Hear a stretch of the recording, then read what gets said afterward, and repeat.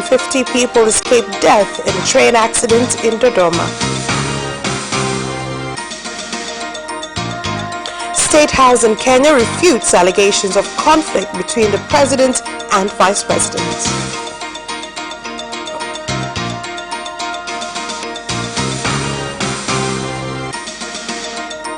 Azam FC parts with 8 of its players.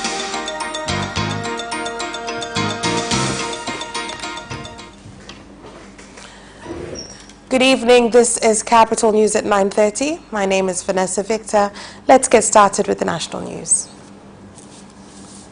Over 150 people have escaped death, with 32 injured after an Isuzu car hit a train that was coming from Kigoma and heading to Dar es Salaam that had 14 carriages, with 2 of them failing, causing the accident at the junction of a railway and level crossroad.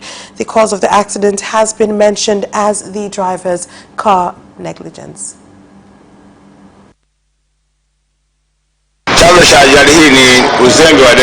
I would like to say that the major cause of this accident was the recklessness of the lorry driver, who took no precautions as he tried to cross a railway road intersection. As the lorry driver was doing this, he got stuck in the middle of the railway track, and this is what caused the accident to take place. The collision between the train and the lorry saw 9 carriages in the first class of the train veer off the track, and also 2 carriages in the second class of the train also veered off the railway track. I would like to say that in the past, when I have seen a train coming from that side, I have noticed that there is no leadership at all to guide the train and cars as both approach the intersection. This means that the cars just cross the intersection anyhow, and the trains do the same as well. In light of that, I feel that there has to be some sort of leadership so that when the trains are approaching the intersection, they can do so carefully, and the cars will then be able to do likewise. I feel that such a measure would help to avoid accidents in the future. I would like to say that this accident was caused by the lorry driver. Despite his lorry having mechanical problems, the driver still tried to cross the intersection, and his lorry got stuck in the middle of the railway track. Instead of caring, the driver just went off and left the lorry there. I would like to say that some victims of the accident have been doing very well in their recovery, and so we have discharged them. However, some other victims have not been doing so well. I even feel that 3 of the injured victims may need longer-term treatment. Furthermore, 2 injured victims suffered broken femurs, while another injured person suffered chest injuries. And the police force in Ruvuma region is detaining 8 people, including 4 from Njombe region, as well as a woman, Olivia Kaduma, who is a resident of Makambako in Njombe region, accused of wanting to sacrifice her child. I would like to say that we have captured various animals from the accused. These animals include a goat, 2 chickens, one white and the other black, some white cloths, some black cloths, and some spears too. Now, after my officers and I had interrogated them, the accused that you see here in front of you claimed that they had come from Njombe region to engage in a child sacrificial ceremony. I would like to say that I am just a witchcraft doctor who happens to live close to the mother of the child affected. I would like to make clear that it is not my place to give orders. Rather, my only job is to provide treatment. I would just like to say that all I wanted to find out is what was wrong with my child. My child has been bothered by a fever for some time, and his intelligence has also been decreasing at an alarming rate.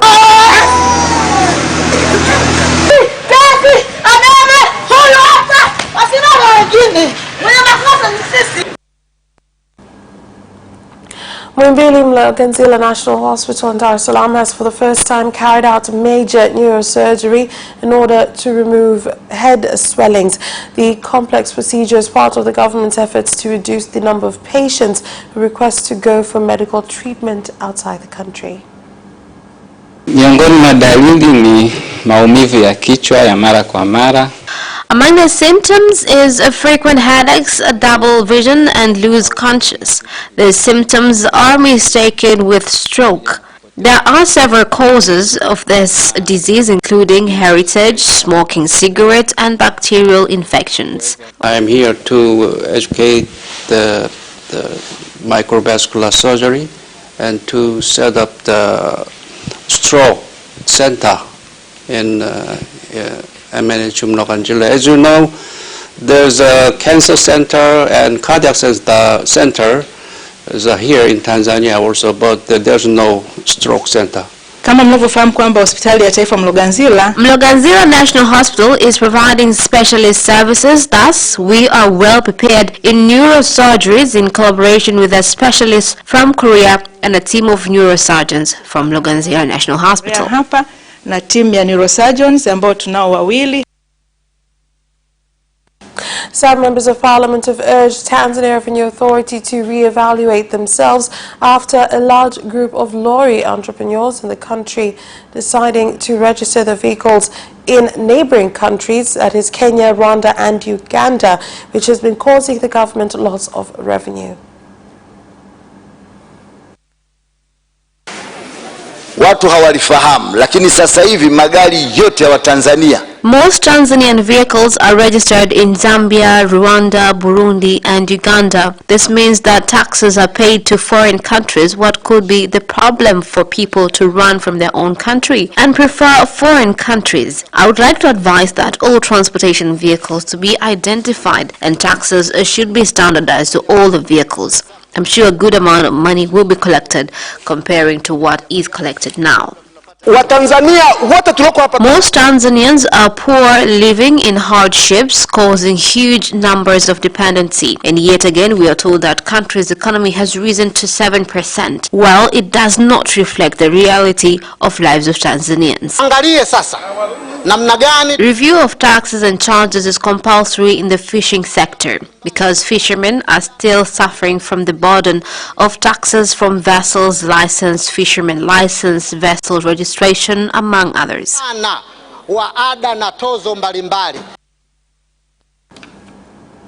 In another move, the management of Tanzania Freight Forward Association, TAFA, has invaded the parliament and made some councillors of the budgetary committee be seen opposing the government's move to demand the public to remove their cargo from the port rather than using customs agents.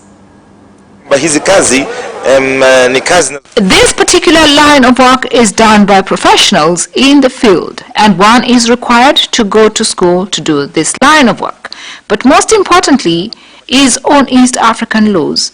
We are signatories of treaties and protocols of East Africa Community. ya Umoja wa Forodha wa Afrika Mashariki.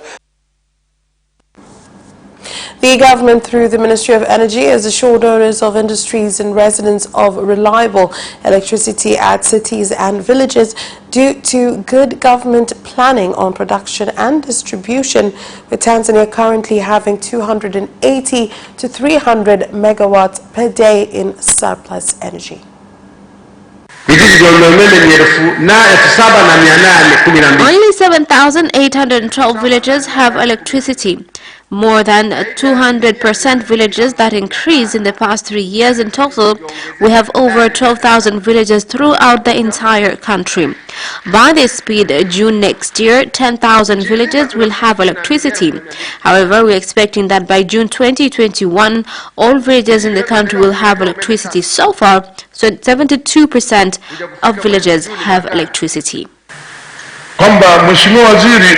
Honorable Minister, you need a big project of construction transmission lines. Please prioritize the tender to Tanzanians so that all these billions of money to be invested in the projects would remain in the country.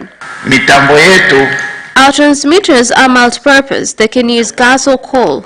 Once gas reaches Tanga region, we shall begin production without big installation costs. Again, gas reduces production costs in factories.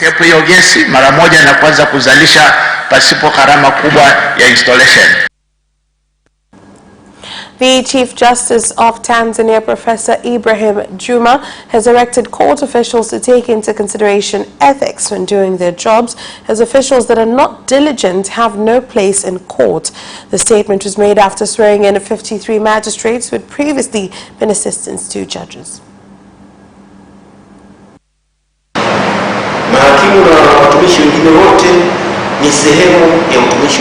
Judges are part of court workers.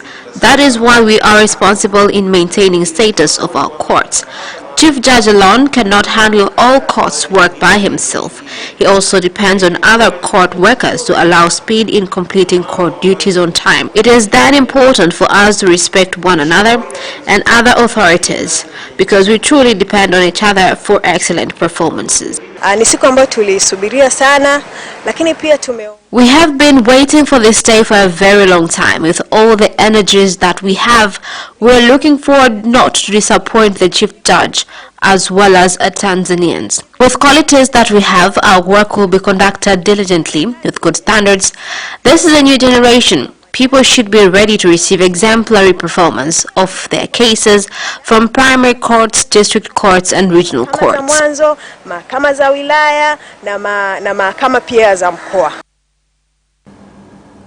Celebrations for the award won by Serengeti National Park, listing it as the leading national park in Africa, has been held in Serengeti District, Mara region, by involving residents of Mara and Simiyu region, with the Minister of Natural Resources and Tourism, Dr. Hamis Kigwangalla, directing Tanzanians residing in the borders of these national parks to continue to protect them.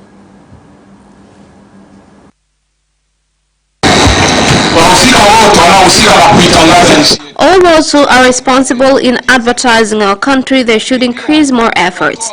All service providers in the tourism sector, let us continue providing good quality services so that our guests who come in the country should continue voting to us on such competitions. This trophy has been given to us as a token of recognition on good reserved areas and security.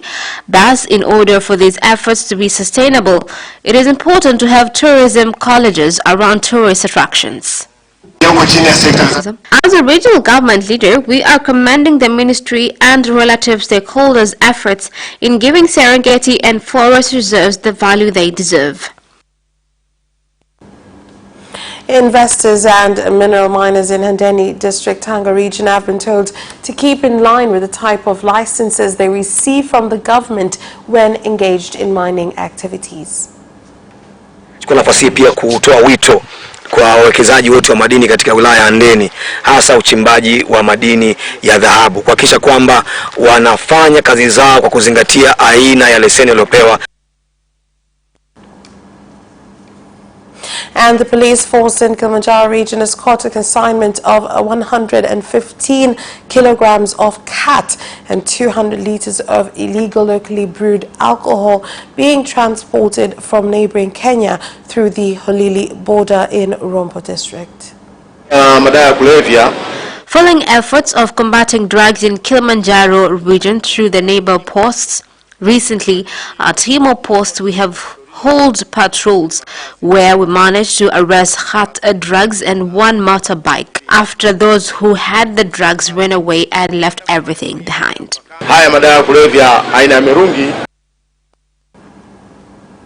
The Prevention and Combating of Corruption Bureau, PCCB, is seeking out owners of Maize Industries Limited on claims of running away with 46 billion shillings that they were given to build a cement factory in Lindi region.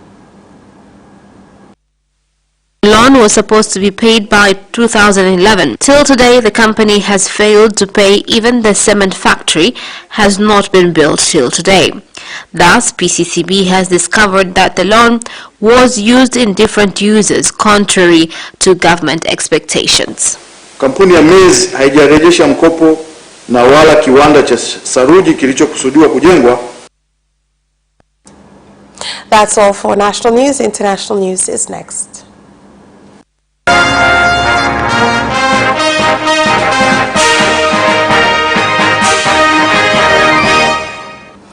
And in international news, a few days after President Uhuru Kenyatta strongly addressed leaders in Kenya involved in inheritance politics for the 2022 coming elections, words that seem to be aimed towards his Vice President William Ruto, who has been making presidential campaigns, the State House in Kenya has now refuted any reports of division between the President and his VP.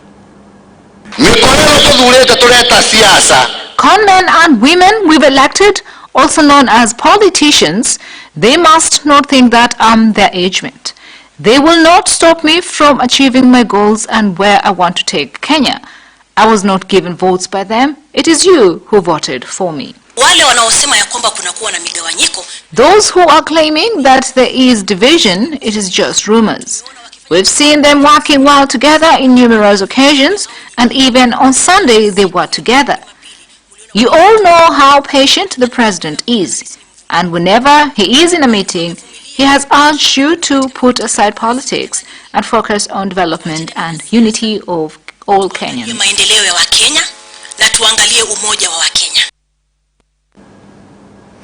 Egypt's former President Mohamed Morsi, ousted by the military in 2013 after 1 year in office, has collapsed in a courtroom and died. A top figure in the now banned Islamist movement Muslim Brotherhood, Morsi had just spoken from a cage at a hearing on charges of espionage. State television said the cause of death was a heart attack. Morsi, who was 67, had been in custody since his removal after mass protests. The Muslim Brotherhood said that the death was a full-fledged murder. Activists and his family had long said Morsi was not receiving treatment for serious health problems such as high blood pressure and diabetes, and was constantly being held in solitary confinement. That's where we leave off with international news, but we'll be back with business news after this break. Watch Business Edition as we talk to business leaders and experts in sectors that are transforming Tanzania's economy. To be rich, I have to be a business person. It's not an easy road at all. People need to understand. You must quickly think, how cost effective are you going to be? Business acts as a way in which it can bridge that gap. Business Edition will keep you informed on latest developments in the financial sector, extractive industry, tourism, agriculture, energy, construction, and so much more. Meet entrepreneurs who create employment opportunities. Watch Business Edition on Friday at 8:15 p.m.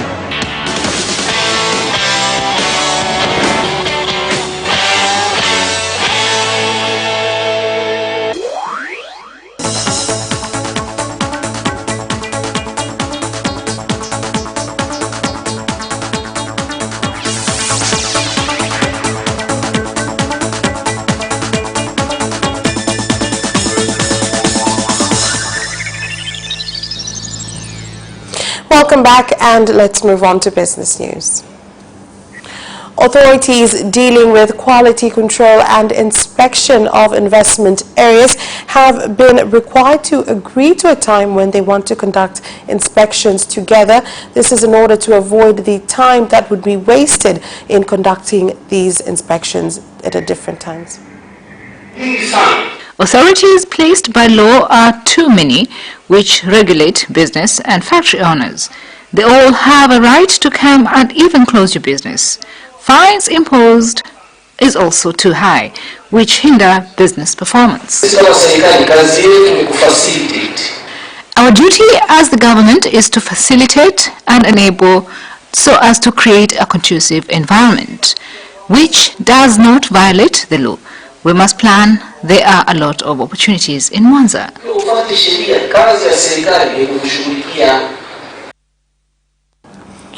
Large and middle-scale entrepreneurs in Arusha region have said that improvements in the business environment being conducted by the government has made them able to conduct their businesses more easily, as well as to be able to pay various taxes on time. We've seen after Honorable President spoke in his meeting in Dar es Salaam, it has brought joy and confidence. Now there is no business owner scared of tax collectors. There is peaceful interaction now. They converse well. And because of this, business in Arusha is blooming.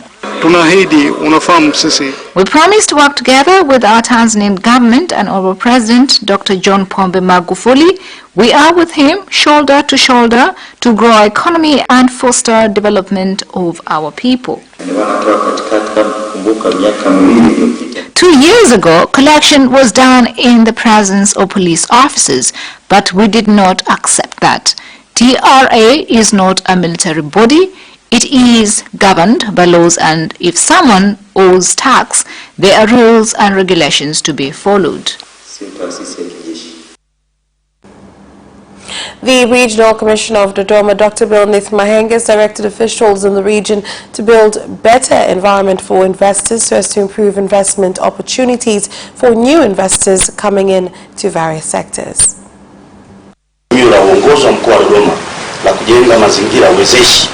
I declare the intention of the Dodoma administration to create a conducive environment to investors. It is important for the private sector to invest so we can benefit as a region, but also create employment. We are ready and will continue to strengthen security in our region. This is first priority. And that's all for Business News. Sports is next. Away first time, good start from Bolt. Bolt leading a moment of going away. Gay trying to go with him, and he's going to be dragged through the second place, but he's going to win it by 2 meters. Away first time, good start from Bolt. Bolt leading a moment of going away. Gay trying to go with him, and he's going to be dragged through the second place, but he's going to win it by 2 meters.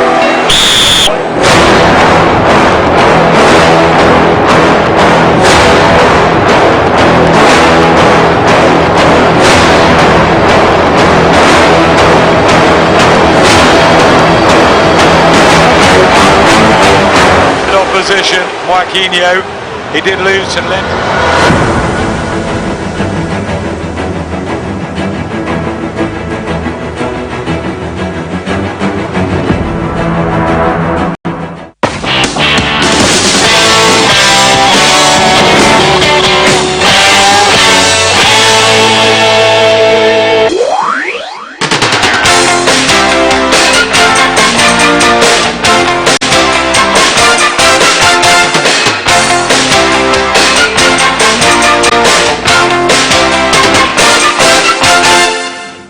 And in sports, Azam Football Club has parted ways with 8 of its players, including Ramadan Singano, who has asked to seek greener pastures elsewhere.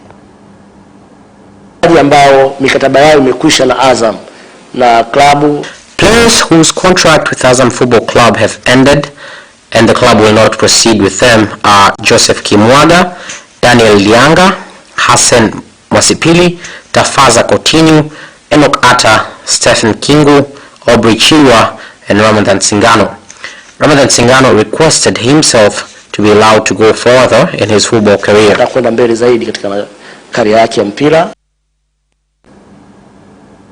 The Under-20 Football Cup proceeds tomorrow with Azam facing Young Africans in the semi-finals. We're playing Yanga. We were in the same group with them and we know them. They are a tough team and they got here by their own ability, so we expect the game to be competitive. But as Azam, and since we are playing at our own ground, which we're used to, we're well prepared to get good results tomorrow. Toronto police say 4 people were shot as Toronto Raptor fans packed the city's downtown to watch the team's NBA title parade. Here's more. His detention was first reported by the news website Mediapart on Tuesday morning, with Claude Gwent, the former Secretary General of the Elysee Palace under the presidency of Nicolas Sarkozy, also being interviewed as a free suspect. Another advisor to Sarkozy during his presidency, Sophie Dion, was also detained for questioning. The detention of Platini, who did vote for Qatar to host the 2022 tournament, represents the first substantial public move in an investigation into the Qatar decision opened 2 years ago by Francis Parquet, national financier, which is responsible for law enforcement against serious financial crime. We apologize for that mix-up. The story that you just watched was about the banned former UEFA president and France football legend Michael Platini, who's been detained in connection to a criminal investigation. The next story is about Alexis Sanchez, who scored his first goal since January as Chile beat Japan 4-0 in the opening Copa America game. United forward has had a difficult year, struggling with injuries and unable to find form for his club. For 6 weeks, I felt worse than I ever have before, said the 32-year-old who injured an ankle late in the season after the game.